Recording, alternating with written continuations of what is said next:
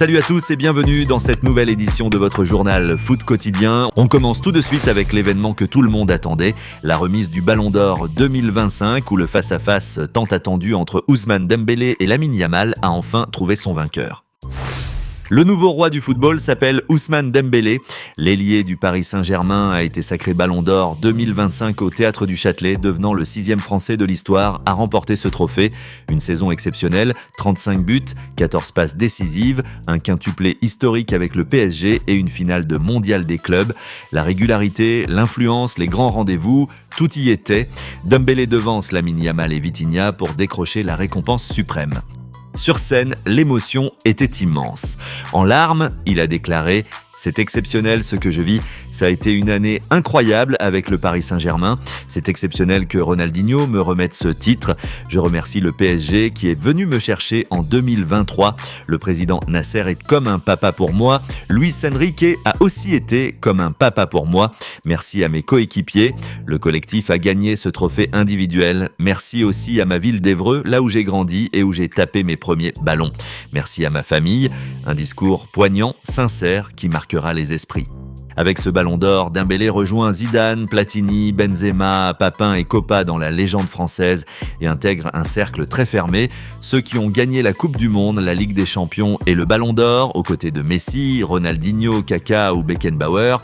Rien que ça, Ousmane Dembélé a jamais dans l'histoire et dans le panthéon du football mondial. Et dans le même temps, ses coéquipiers disputaient le match reporté contre l'OM à Marseille. Un classique bouillant, une soirée historique pour l'OM.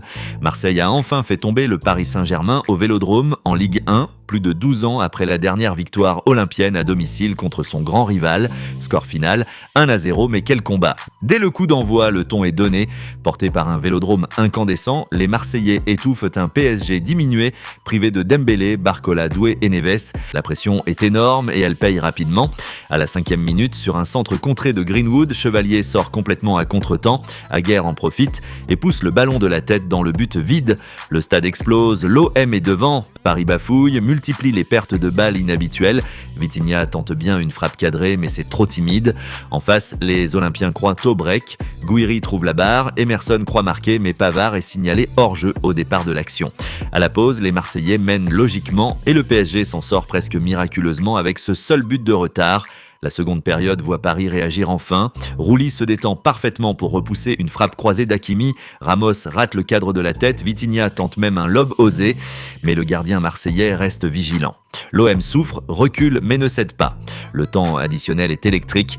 De Zerbi est expulsé pour contestation, mais ses joueurs, eux, gardent la tête froide. Coup de sifflet final, Marseille s'impose 1-0 dans son stade mythique. 12 ans d'attente balayée, un Vélodrome en feu et une soirée qui entre dans l'histoire des classiques. Pour l'OM, c'est plus qu'une victoire, c'est une libération. Grosse déception pour le PSG, mais le contexte était particulier. Un choc renversant, une ambiance volcanique. Le classique a tenu toutes ses promesses. On traverse maintenant la Manche pour la Première Ligue où se déroulait dimanche un face-à-face au sommet entre les hommes de Pep Guardiola et ceux de Mikel Arteta.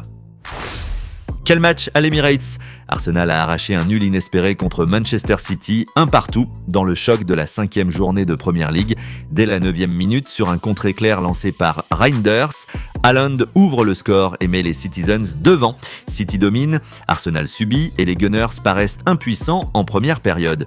Mais l'entrée de Saka et Dezé change le rythme. Arsenal pousse, insiste mais bute encore et encore sur la défense solide des Sky Blues et un Donnarumma inspiré.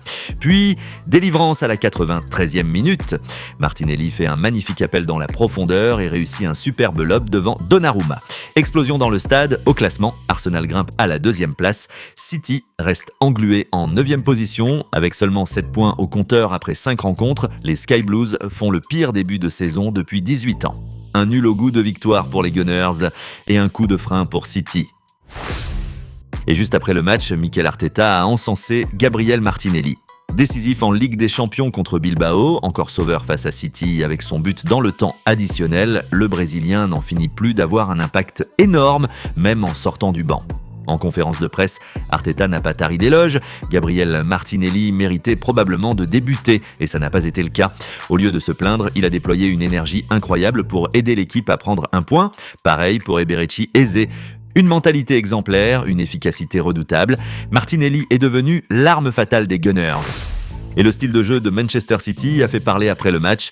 Méconnaissable face à Arsenal avec seulement 33% de possession, les Citizens ont battu un triste record. Jamais une équipe de Pep Guardiola n'avait si peu eu le ballon en championnat.